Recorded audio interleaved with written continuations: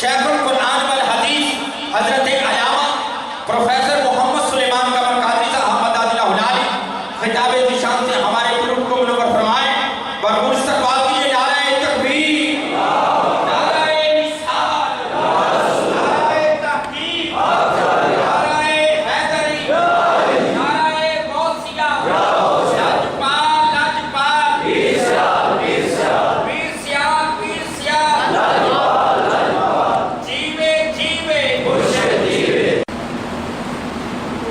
الحمدللہ رب العالمین والعاقبۃ للمتقین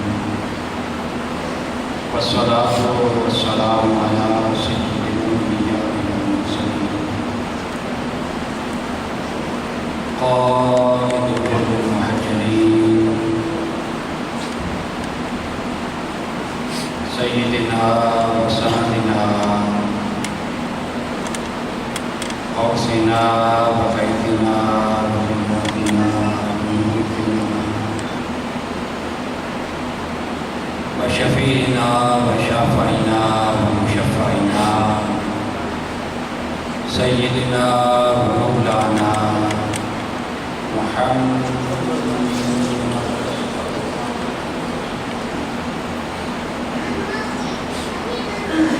وعلى آله الطيبين الطاهرين وأصحابه الهاديين المهديين وأولياء أمته وعلماء أمته وسائر أمته أما بعد فأعوذ بالله من الشيطان الرجيم بسم الله الرحمن الرحيم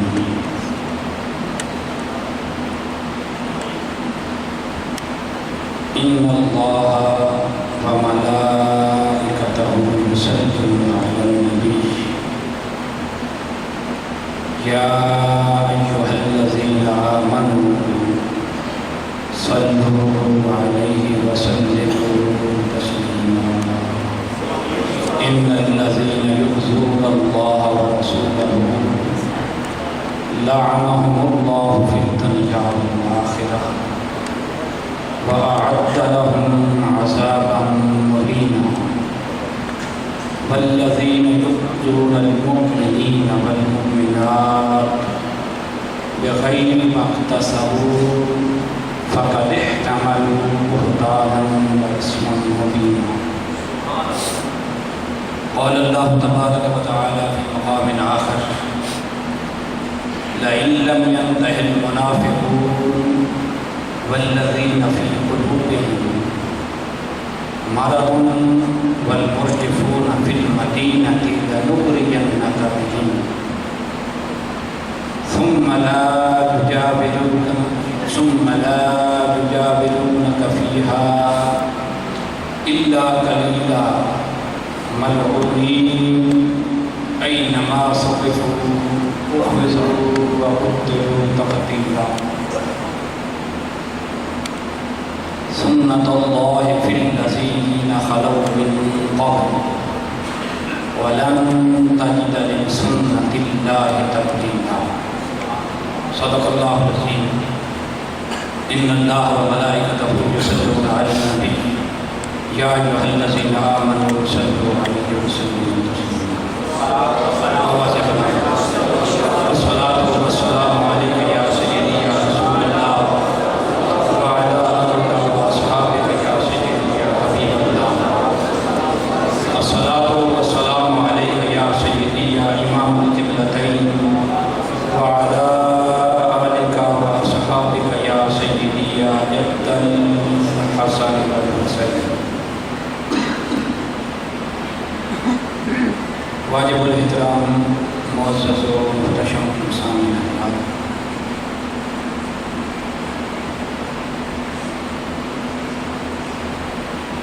میں نے قرآن مجید فرقان حمید میں سے دو مختلف مقامات سے تلاوت کا شرف حاصل کیا ہے، اور آج کی گفتگو میں میں یہ کوشش کروں گا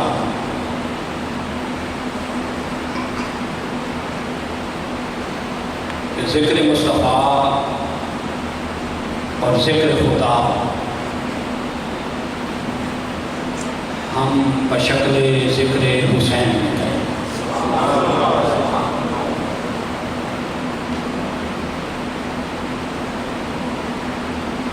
یہ بات حقیقت ہے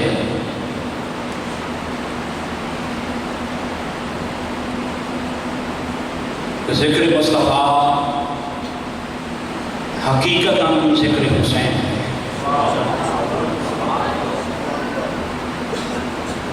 اور ذکر خدا بھی اصلاً اور حقیقتاً ذکر حسین ہے۔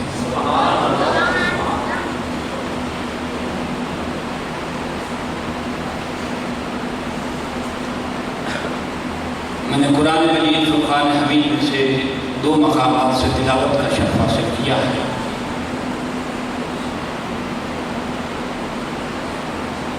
اللہ رب العزت ارشاد فرماتا ہے ان اللہ وملائکتہ یصلون علی النبی،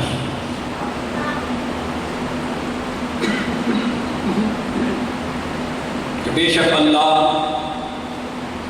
اور اس کے فرشتے کیا کرتے ہیں؟ یصلون علی النبی، والنبی علیہ السلام پر درود پڑھتے ہیں۔ یا ایھا الذین آمنوا، اے ایمان والو تمہیں بھی دعوت حق ہے۔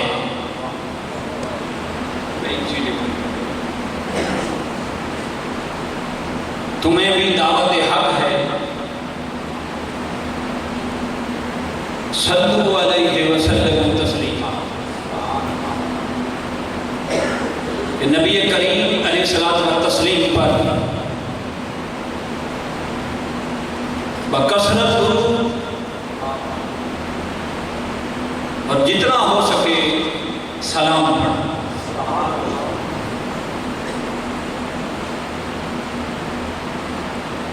یہاں تک اللہ رب العزت نے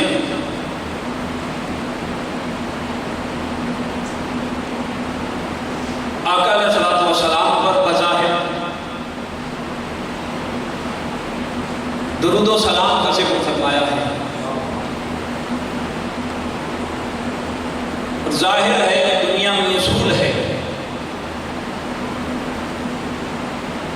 جو شخص کسی کی خوشنودی چاہے،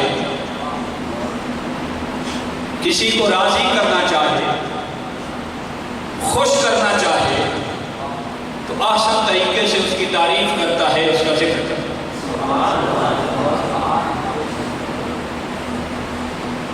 گویا اس آیت کریمہ میں بھی اللہ رب العزت نے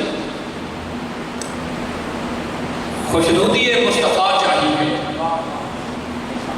رضائے مصطفیٰ چاہیے،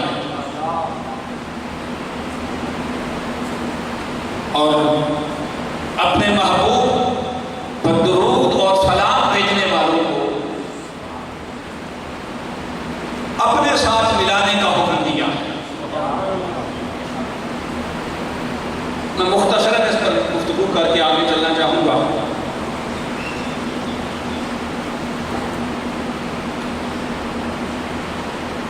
جب کوئی کام کیا جاتا ہے، جب کوئی معتبر شخص کوئی کام کرے، نیک اور صالح بندہ کوئی کام کرے،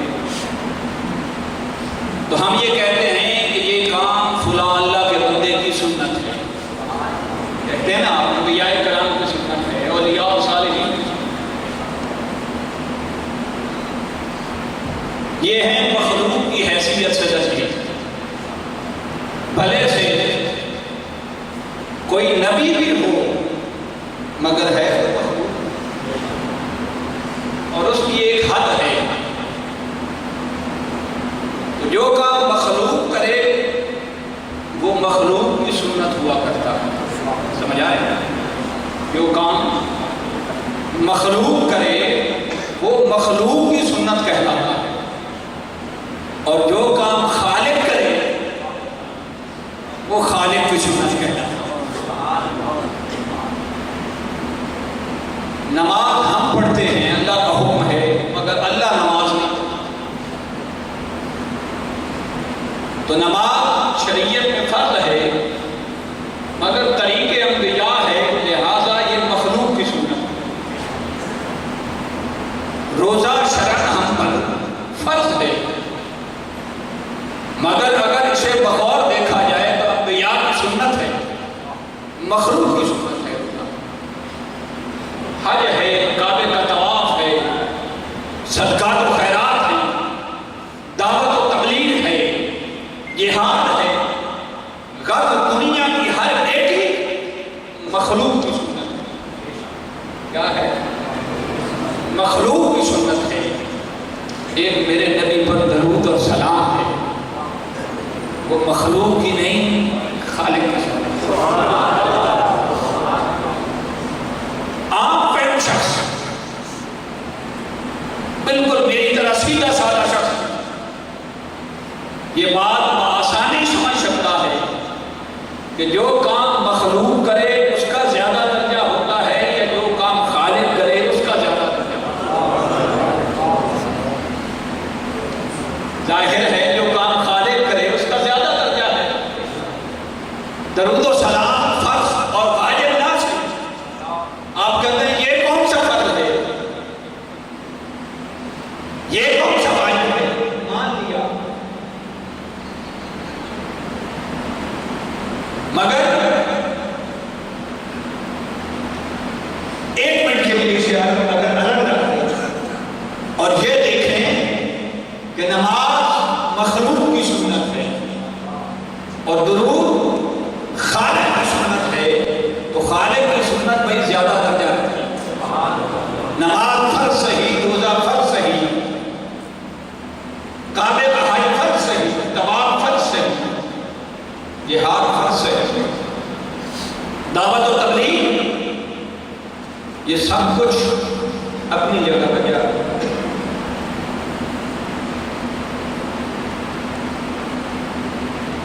مگر اگر کوئی مجھ سے پوچھے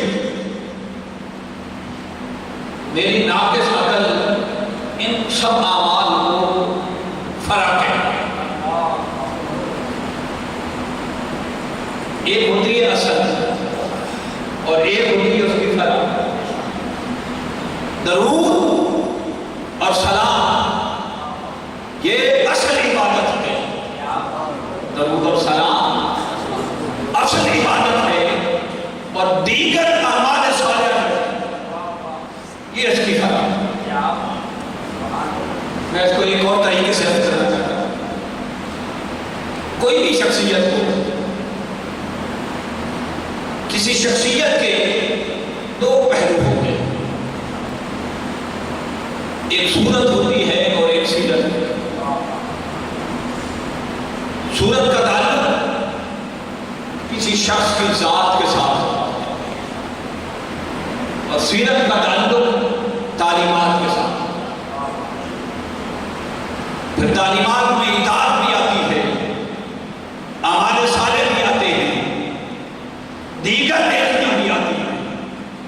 یہ جتنے بھی اعمال ہیں سارے یہ سیرت کے زمرے میں آتے ہیں۔ صورت صرف محبت اور ادب کا تقاضا ہے، صورت صرف ادب اور محبت کا تقاضا ہے۔ اگر صورت نہ ہو تو سیرت کیسی؟ سیرت تو کسی صورت کی ہوتی ہے نا، صورت اصل ہے اور سیرت اس کی فرع ہے۔ صورت اصل ہے اور سیرت اس کی فرع ہے۔ تو آقا علیہ السلام کی محبت، حضور کا ادب اور تعظیم یہ اصل عبادت ہے، یہ اصل عبادت ہے۔ اور نماز، روزہ، زکوٰۃ، حج، دعوت و تبلیغ، جہاد، سب کتنی بھی نیکیاں ہیں کائنات میں، وہ اس عبادت کی فرق ہے۔ بات سمجھ آ گئی؟ یہاں اللہ رب العزت نے اصل عبادت کا ذکر کیا، ان اللہ وملائکتہ یصلون علی النبی کے،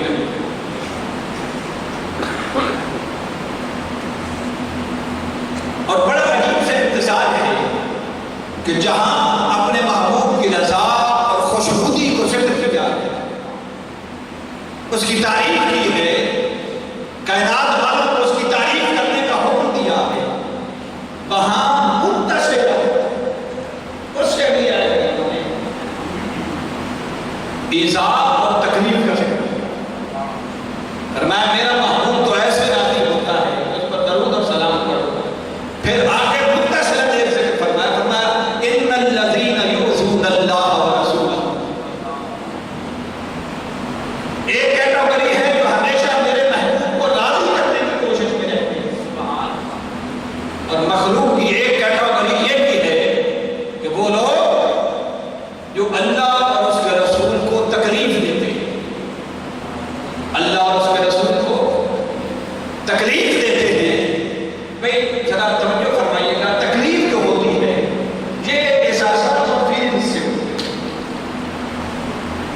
مردہ کو کبھی کوئی تکلیف نہیں ہوتی، یہ احساس ہوتا ہے، وہ فیلنگز ہوتی ہیں جن سے انسان کو تکلیف ہوتی ہے، کسی بات سے ہو گئی یا کسی ذریعے سے جس کو کوئی تکلیف پہنچی اس سے تکلیف ہوگی، مگر یاد رکھیں یہ ساری چیزیں مخلوق کے لیے ہیں، اللہ رب العزت کو کون تکلیف دے سکتا ہے؟ کسی کی حیثیت اور اوقات نہیں ہے،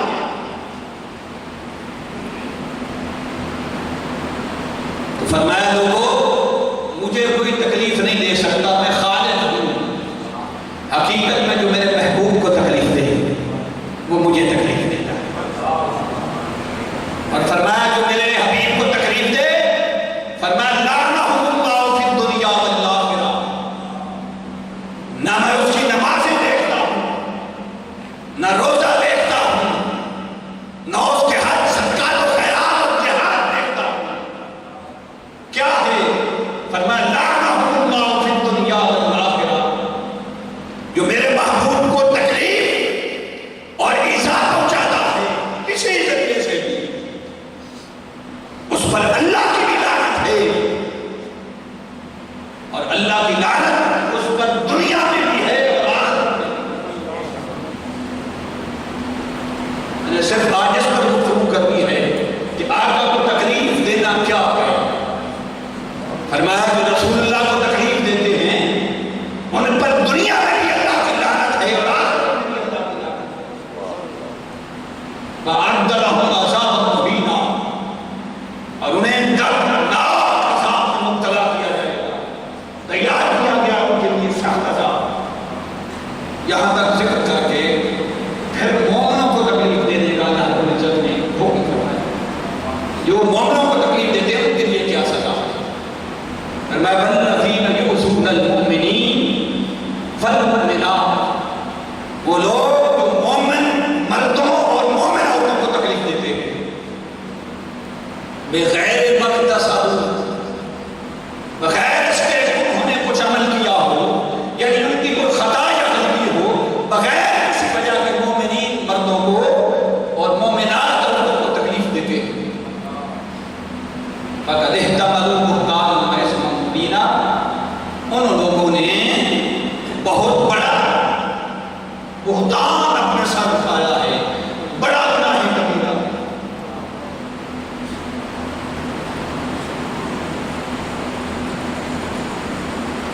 یہ بہت بڑا گناہ ہے، گناہ کبیرہ ہے۔ دوسرے مقام پر فرمایا لَئِن لَّمْ يَنْتَهِ الْمُنَافِقُونَ وَالَّذِينَ فِي قُلُوبِهِم مَّرَضٌ، محبوب یہ جو منافق ہے نا، منافق والذین فی قلوبہم مرض، اور جن کے دل میں تیری گستاخی اور بے ادبی کی کوڑی بات ہے، بیماری ہے، جن کو تیری بے ادبی اور گستاخی کا ساتھ لگ گیا ہے جن دلوں کو، والمرجفون فی المدینہ، اور وہ لوگ مدینہ میں فساد برپا کرتے ہیں، مدینہ میں فتنہ برپا کرتے ہیں، لَنُغْرِيَنَّكَ بِهِمْ، محبوب ان ظالموں کے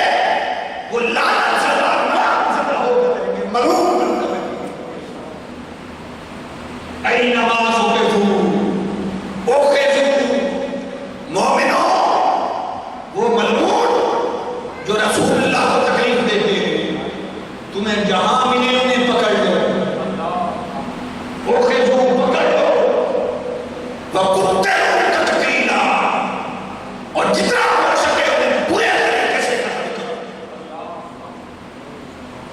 سنت اللہ فی الذین خلو من قبل. گستاخ رسول کا یہ حشر کرنا، اسے پکڑ کر برے طریقے سے قتل کرنا. فرمایا محبوب یہ آپ سے پہلے لوگوں میں بھی اللہ کی سنت ہے. ایسے لوگوں کو سزا دینا اللہ کی سنت رہی ہے آپ سے پہلے لوگوں نے بھی.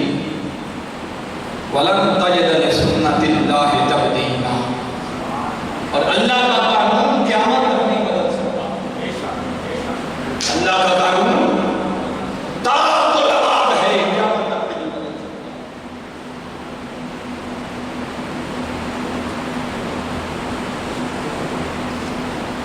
ان دو مقامات سے میں نے تلاوت کی اور جو کچھ میرے پاس میں تھا میں نے ترجمہ کے ساتھ آپ کو سمجھانے کی کوشش کی.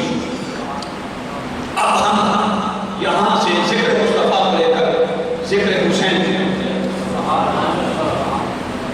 نعرہ تکبیر، نعرہ رسالت، نعرہ تحقیق، نعرہ حیدری، نعرہ غوثیہ. توجہ کیجیے. میں نے ایک بات کی تھی کہ شخصیت کا ایک پہلو صورت ہوتی ہے اور ایک پہلو سیرت ہوتی ہے. اب میں قرآن اور حدیث سے کچھ بظاہر عبادت گزار لوگوں کا تذکرہ بھی آپ کے سامنے رکھوں گا اور کچھ کم اعمال والے باادب لوگوں کا تذکرہ بھی آپ کے سامنے رکھوں گا. حدیث پاک میں آتا ہے، بڑی مشہور حدیث ہے. ایک شخص جو خویصرہ تمیم آقا علیہ السلام کی خدمت اقدس میں حاضر ہوا. آقا علیہ السلام مال غنیمت تقسیم فرما کے کہنے لگا اے میرا محمد، اے محمد صلی اللہ علیہ وسلم عدل کریں. اس ظالم کو پتہ نہیں تھا کہ اس کائنات میں اگر بارگاہ مصطفیٰ میں عدل نہیں تو کہاں ہے؟ اگر بارگاہ مصطفیٰ میں عدل و انصاف کے تقاضے پورے نہیں ہوتے تو دنیا کی کون سی عدالت ہے جو عدل و انصاف کے تقاضے پورے کر سکتی ہے؟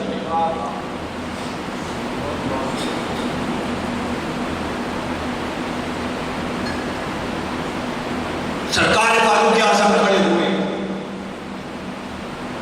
ننگی تلوار نکالی اور عرض کرنے لگے یا رسول اللہ صلی اللہ علیہ وسلم، یہ شخص کو آپ کی بارگاہ کا عدل پسند نہیں. اس کا فیصلہ فرعون کی تلوار کرتی ہے. میرے آقا نے فرمایا جو بیٹھ کے آپ بظاہر یہ عبادت کرنے والا شخص ہے، نمازیں پڑھتا ہے، روزے رکھتا ہے، اس نے حج کیے ہوئے سرکار کو خیرات کرتا ہے، اگر آج اس کی گردن پر اپنے تلوار رکھ کر اس کا سر تک سے جدا کر دیا تو لوگ کہیں گے کہ مسلمان اپنے لوگوں کو مارنے لگے، قتل کرنے لگے. رک جا، ٹھہر جا. آقا علیہ السلام نے سرکار فاروق اعظم کو روک لیا. جب روک لیا تو میرے آقا نے ایک خطاب فرمایا. میں 3 روایات آپ کے سامنے رکھنا چاہتا ہوں. آقا نے فرمایا وہ تو یاد رکھو، یہ شخص جس نے میری ذات پر اعتراض کیا ہے اور بظاہر عبادت گزار ہے، انہو یخرج من دیدہی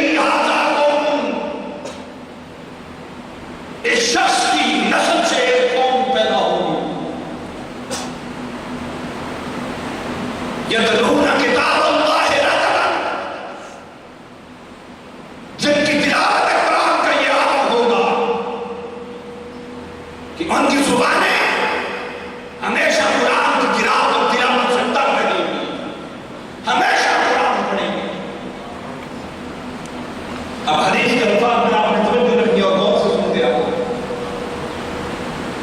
فرمایا بلا مگر وہ قرآن پڑھنا جن کی زبان پر ہمیشہ قرآن ہوگا، وہ قرآن آقا نے فرمایا ان کے حلق سے نیچے نہیں اترے گا، زبان کی حد تک رہے گا، اور فرمایا ان کے ایمان کی کیا ہوگا، اتنا قرآن پڑھنے والوں کے ایمان کی کیا صورت ہوگی۔ میرے آقا نے فرمایا یمرقون من الدین کما یمرق السهم من الرمی، فرمایا دین سے یہ ایسے خارج ہوں گے جیسے تیر شکار سے نکلتا ہے، تیر چلاتے ہیں نا وہ شکار کو لگتا ہے اور دوسری طرف سے نکل جاتا ہے، فرمایا یہ دین سے اس طرح خارج ہوں گے جس طرح تیر شکار سے نکل جاتا ہے۔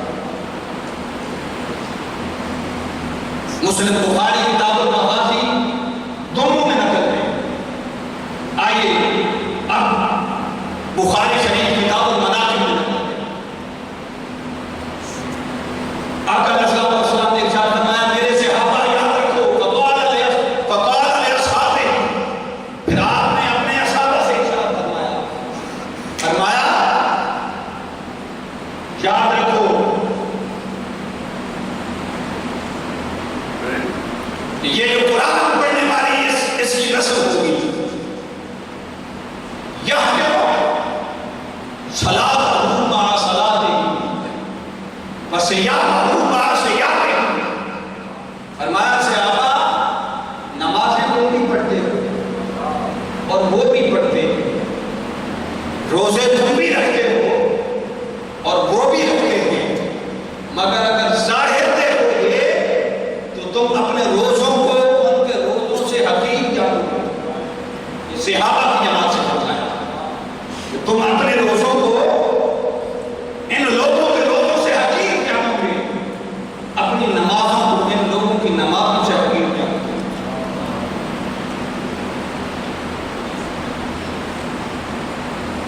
اتنے عبادت گزار ہوں گے، حدیث ذہن میں ہے نا۔ اب تیسری روایت سنی، آقا علیہ السلام نے ارشاد فرمایا انہی لوگوں کے بارے میں، فرمایا یخرج من امتی قوم، فرمایا میری اس امت سے ایک قوم ہوگی، صحابہ لیس صلاتکم الی صلاتہم بشیء بلا صیامکم الی صیامہم بشیء،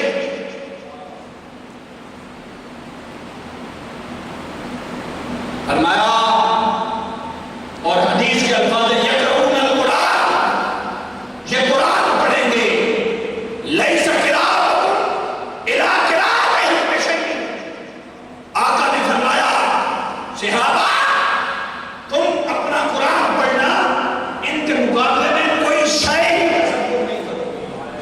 قرآن یہ لوگ اتنا پڑھیں گے، تم اپنا قرآن پڑھنا ان کے مقابلے میں کوئی شے تصور نہیں کرو گے، اپنی نمازیں ان کے مقابلے میں کوئی شے تصور نہیں کرو گے، اپنے روزے ان کے روزوں کے مقابلے میں کوئی شے تصور نہیں کرو گے، مگر آخر میں فرمایا یمرقون من الدین کما یمرق السهم من الرمی، ان کا یہ حال ہوگا کہ یہ دین سے اس طرح خارج ہوں گے جس طرح تیر شکار سے نکلتا ہے۔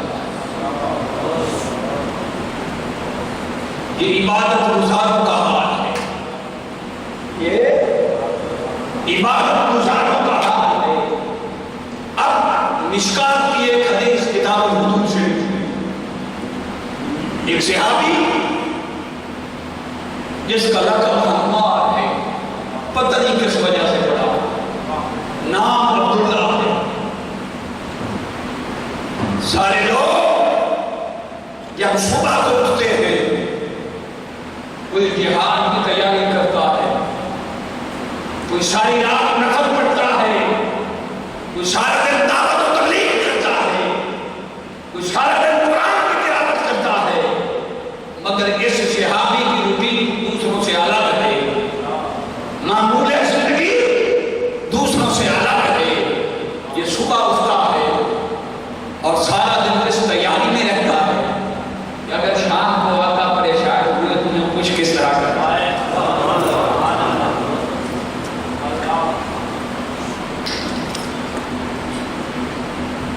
وہ صحابی جس کی یہ روٹین ہوتی، توجہ سے سنیے گا، وہ شراب پیتے۔ شراب پینا حرام ہے، میں سمجھانے کے لیے کر رہا ہوں۔ یہ بات میں اکثر عرض کیا کرتا ہوں کہ اگر صحابہ سے یہ کام سرزد نہ ہوتے تو اسلامی سزائیں کیسے معین ہوتی؟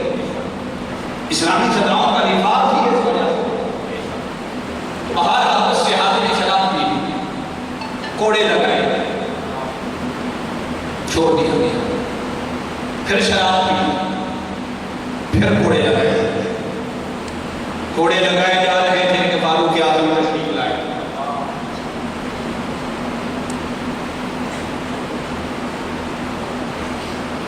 آپ کی طبیعت میں جلال تھا، پوچھا کیوں کوڑے لگا رہے ہو؟ صحابہ کہنے لگے کہ اس میں دوسری دفعہ شراب پی۔ سرکار فاروق اعظم جلال میں آ گئے اور کام تشریف کرنے لگے، جیسے پنجابی ہم بیان کرو، تم کیوں یہ پیتا ہے؟ اس طرح تم اس طرح دا، تم اس طرح دا، تو شراب پیتا ہے، تو یہ کر رہے لوگ میں نے شراب کر دی۔ میرے آقا نے یہ بات سنی،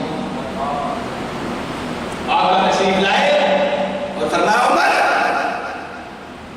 خاموش ہو جا، اس نے شراب پی ہے، اسے سزا دی جاتی، مگر خبردار میرے اس عاشق پر اپنی زبان بند رکھ۔ تجھے کیا خبر کہ یہ کون ہے؟ حدیث کے الفاظ لا تلعنہ فإنہ يحب اللہ ورسولہ۔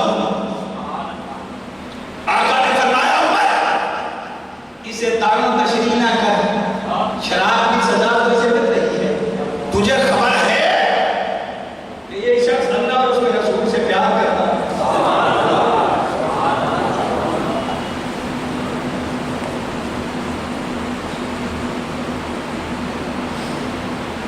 اب توجہ کیجیے، کیا پیار کرتا تھا؟ میں نے اشارہ کر دیا کہ سارے لوگ عبادات اور طاعت میں مشغول رہتے تھے، مگر اس صحابی کا یہ معمول تھا کہ ہر شام آقا کی خدمت میں حاضر ہوتے اور کوئی ایسا چٹکلا یا لطیفہ یاد کر دیا کہ میرے آقا جس قدر مخلوق ہوتے وہ چٹکلا یا لطیفہ سناتے تو میرے آقا خوش ہو جاتے، اشعاش بشاش ہو جاتے۔ اب دونوں حدیثوں کو ذہن میں رکھیے، ایک طرف ایسے لوگ جن کی نمازیں روزے اجراتے ہیں، صحابہ اپنے روزوں نمازوں اور قراتوں کو ان کے سامنے حقیر جانی، اور آقا فرمائیں یہ دین سے خارج ہے، اور ایک نے شراب پی ہے، کوڑے لگ رہے ہیں، اور آقا فرمائیں یہ مجھ سے اور اللہ سے پیار کرنے والا مجھ سے۔ اچھا بڑی خوبصورت بات ہے، اس صحابی نے یہ نہیں کہا کہ میں اللہ اور اس کے رسول سے پیار کرتا ہوں، یہ بات نہیں ہے۔ ظاہر نصیب وہ شخص جسے پیار کا سرٹیفکیٹ آقا سے ملے، بھائی کسی کو محبوب کہہ دے کہ یہ میرا پکا عاشق ہے، وہ اسے پیار کرتا ہے، اسے دنیا سے اور کیا چاہے۔ اس صحابی نے یہ نہیں کہا کہ میں اللہ اور اس کے رسول سے پیار کرتا ہوں، میرے آقا نے فرمایا یہ اللہ اور اس کے رسول سے پیار کرتا ہے۔ ایک طرف یہ کنڈیشن دیکھے، شراب بھی ہے،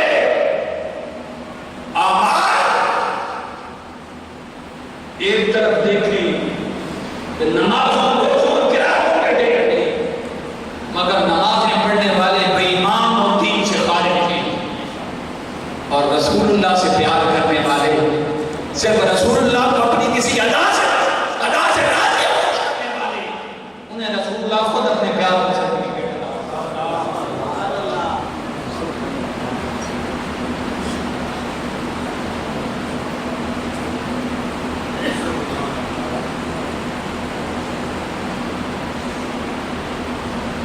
یہ ہے آقا کو تکلیف دینا. یہ ایک دفعہ کہہ دے کہ آج ادب نہیں کیا، اس کی ساری نمازیں روزے اس کے صدقات و خیرات میں اس کی ساری نسل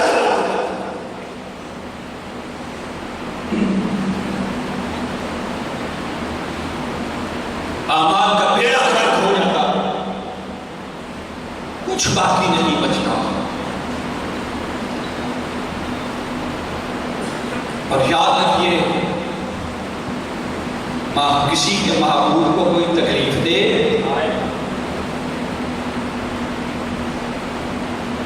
لوگ کہتے ہیں یہ کربلا کا قصہ کو سنا کر لوگوں کو بلایا جاتا ہے، بار بار یہ داستان دہرائی جاتی ہے.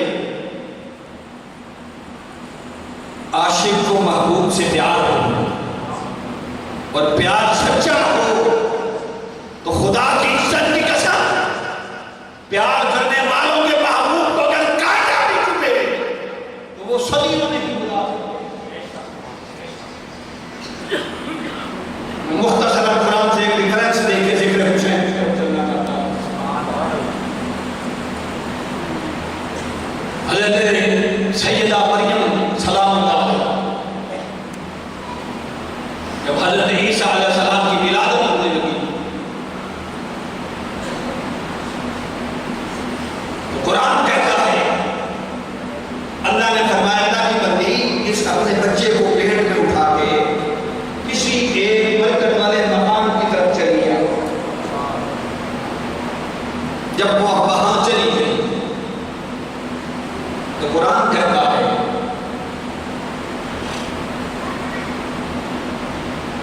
کہ وَهُزِّي إِلَيْكِ بِجِذْعِ النَّخْلَةِ تُسَاقِطُ عَلَيْكِ رُطَبًا جَنِيًّا. اور اس سے پہلے قرآن ذکر کرتا ہے حضرت عیسیٰ علیہ السلام کی ولادت کا. فَأَجَاءَ الْمَخَاضُ إِلَىٰ جِذْعِ النَّخْلَةِ قَالَتْ يَا لَيْتَنِي مِتُّ قَبْلَ هَٰذَا وَكُنتُ نَسِيًّا مَنسِيًّا. کہ جب حضرت مریم کو درد سے ہوا وہ بچے کے پیدا ہوتے وقت جو تکلیف ہوتی ہے وہ تکلیف ہوئی ان کی زبان سے جو الفاظ نکلے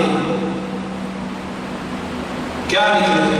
مِتُّ قَبْلَ هَٰذَا، کاش اس تکلیف سے پہلے میں مر چکی ہوں.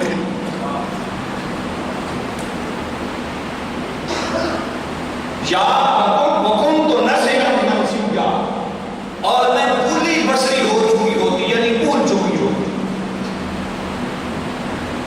بتائیے یہ جو ولادت عیسیٰ کا پروسیس ہے کسی کے گھر بچہ پیدا ہو تو وہ شخص اپنے کلوز ریلیٹیو کو ایون باپ سے اور بھائی کو اس وقت کی تکلیف کا تذکرہ نہیں کر سکتا. کوئی کرتا ہے نہیں کر سکتا مگر اللہ کی محبوب بندی ہے. اللہ نے اس وقت کا تذکرہ بھی کیا ہے کہ درد سے ہوا.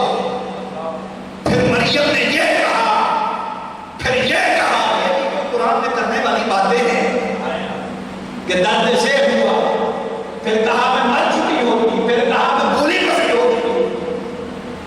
یہ عورتوں کی باتیں ہیں تکلیف کے وقت کی مگر قرآن نے ایک حرف کے اندر 10 نیکیوں کا اجر رکھا ہے مسلمانوں کے لیے. تو توجہ رکھیے. فناداها من تحتها الا تحزني قد جعل ربك تحتك سريا. جب ولادت عیسیٰ کی قرآن کہتا ہے پھر آواز آئی حضرت مریم کو نیچے سے اللہ تحزنی، اے اللہ کی بندی مریم پریشان قد جعل تحتک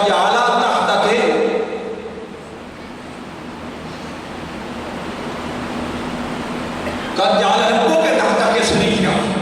اللہ رب العزت تیرے نیچے سے ایک چشمہ ابھارے اور اشارہ حضرت عیسیٰ کی ولادت کی طرف.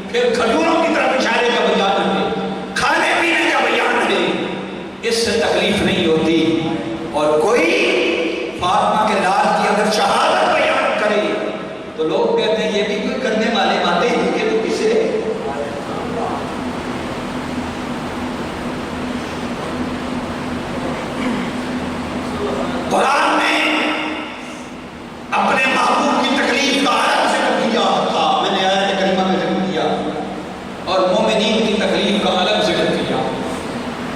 اب بعض لوگ جان بوجھ کر اس آیت کریمہ کو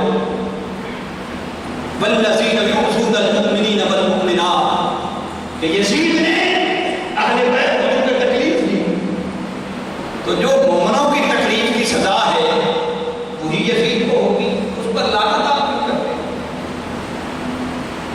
یہ کیوں کرتے ہیں؟ وہ کیوں کرتے ہیں؟ بھائی اہل بیت عام مومنین جیسے نہیں. تم تو اہل بیت کی بات کرتے ہو جو خون رسول ہیں. میرے آقا کے شہر کے درختوں کے پتے بھی عامر صاحب سے زیادہ مقام. آئیے میں حدیث پاک میں ارشاد کے ذکر حسین کی طرف چلتا ہوں. آقا علیہ الصلوۃ والسلام نے ارشاد فرمایا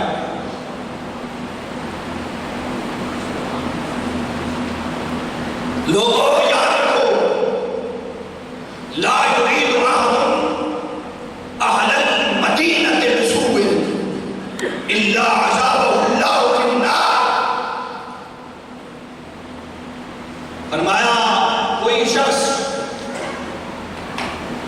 اہل مدینہ جیسے بھی ہو، میرے شہر کے باسی جیسے بھی ہو، کوئی شخص انہیں تکلیف کا ارادہ نہ کرے.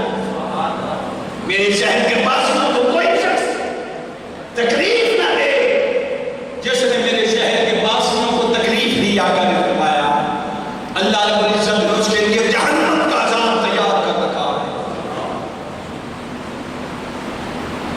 اور فرمایا کہ میرے شہر کے باسیوں کو تکلیف دے گا، فرمایا ذوق الرصاص اور ذوق الملح فی الماء. اللہ رب العزت اسے یہ سزا دے گا میرے شہر کے مکینوں کو سزا دینے کی، میرے شہر کے عام لوگوں کو جو سزا دے گا، جو تکلیف دے گا. آقا نے فرمایا اللہ رب العزت اس کا یہ اثر کرے گا جیسے شیشہ آگ میں ڈال کر پگھلا دیا جاتا ہے یا نمک پانی میں ڈال کے حل کر دیا جاتا ہے. اللہ اسے اس سے بھی دردناک جہنم کا عذاب دے گا. توجہ ہے؟ اب دوسری بات سنیے، دوسری حدیث سنیے. آقا نے اپنے شہر کی حرمت کا ذکر فرمایا. فرمایا حرم المدینہ من قصا الی قصا کہ میرے مدینے کا حرم جو ہے وہ یہاں سے یہاں تک ہے. یہ بیان فرمایا. فرمایا مگر سنو، یاد غور سے سنو. آقا نے فرمایا لا یقطع شجرتها. کوئی شخص میرے شہر کے کسی درخت کا پتا بھی نہ توڑے. کوئی شخص میرے شہر کے درخت کا پتا بھی نہ توڑے. اور فرمایا ولا یحدث فیہا حدثا، نہ اس میں کوئی شخص فساد برپا کرے. فمن احدث فیہا حدثا، جس نے میرے شہر کے کسی درخت کا پتا توڑا، ٹہنی توڑی یا کوئی نیا فتنہ برپا کیا، میرے آقا نے فرمایا فعلیہ لعنت اللہ والملائکۃ والناس اجمعین. میرے شہر کے درخت کے پتا یا ٹہنی توڑنے والے پر یا فتنہ یا فساد برپا کرنے والے پر اللہ کی بھی لعنت ہے، فرشتوں کی بھی لعنت ہے، اور ساری ہوئے زمین کے انسانوں کی بھی لعنت ہے. اور بات یہاں رکھنی ہوگی کہ مدینہ کے درختوں کے پتے توڑنے کی سزا ہے. مدینہ کے درختوں کے پتے توڑنے کی سزا ہے. اور فرمایا لا يقبل اللہ منہ یوم القیامت صرفا ولا عدلا. اسی حدیث کے الفاظ بھی آقا نے فرمایا جس نے میرے شہر کے کسی درخت کا پتا توڑا، نقصان کیا، یا اس میں کوئی فتنہ برپا کیا، تو فرمایا وہ جتنا بڑا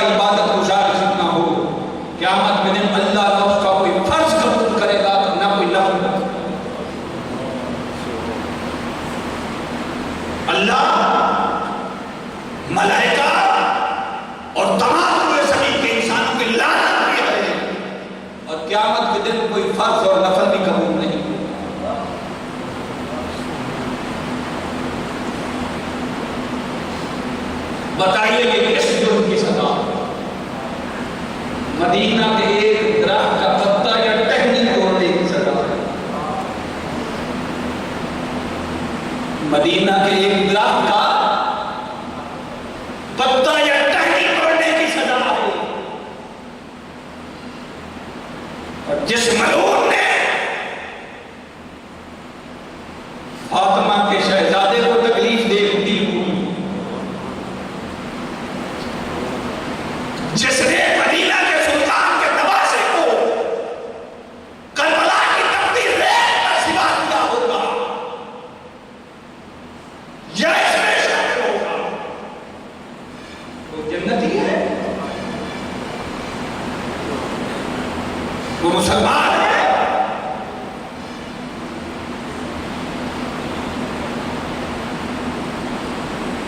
لعنت ہے ایسا خدا رکھنے والوں کا۔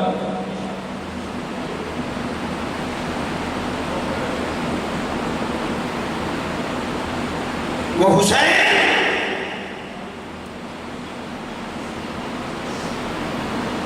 جب بھی میں یہ حدیث پڑھتا ہوں اللہ کی عزت کی قسم میرا کلیجہ اٹھ کے ہوا۔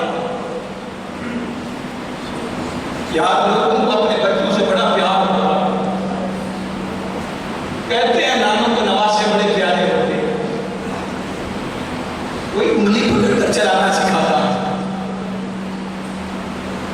کوئی زیادہ پیار کرے تو انگلیوں پہ اٹھا لے، مگر اپنے سینے پر ہاتھ رکھ کے اپنے اندر فیصلہ کر کے مجھے جواب دینا ہے۔